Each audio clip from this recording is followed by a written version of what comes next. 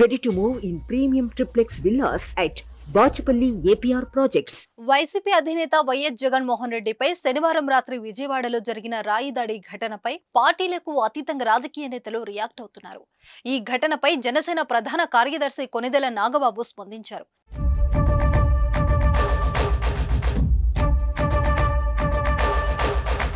CM Jaganmohan Reddy మీద జరిగిన దాడిని అప్రజాస్వామిక చర్య అని ఆయన అభివర్ణించారు. జనసేన ప్రధాన కార్యదర్శిగాను తాను ఈ దాడిని తీవ్రంగా ఖండిస్తున్నానని అన్నారు. రాజకీయాల్లో ప్రతి విమర్శలుండొచ్చు, కానీ ఇలా బౌద్ధికంగా దాడి చేయడం హేయమైన చర్య అన్నారు. చట్టరీత్యా నేరమని నాగబాబు పేర్కొన్నారు. పోలీసులు ఈ దాడికి పాల్పడిన దుండగులకు కఠిన శిక్ష వేయాలని, మరోసారి ఇలాంటి అవాంఛనీయ ఘటనలు జరగకుండా చూడాలని కోరుతున్నానని అన్నారు. ఈ మేరకు ఎక్స్ వేదికగా ఆయన స్పందించారు. ఏపీ సీఎం జగన్ పై విజయవాడలో శనివారం రాత్రి దాడి జరిగింది. అసెంబ్లీ ఎన్నికలు 2024లో భాగంగా మేమంతా సిద్ధం బస్సు యాత్రలో ఉండగా సింగ్ నగర్ వద్ద అగంతకుడు రాయి విసిరాడు. దీంతో ఆయన ఎడమ కంటి పైభాగంలో స్వల్ప గాయమైంది.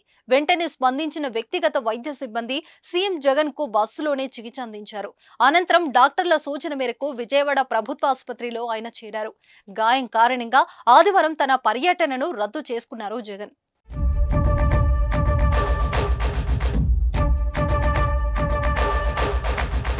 సుమన్ టీవీలో మీ పర్సనల్ అండ్ బిజినెస్ ప్రమోషన్స్ కోసం కింది నెంబర్కి కాంటాక్ట్ చేయండి.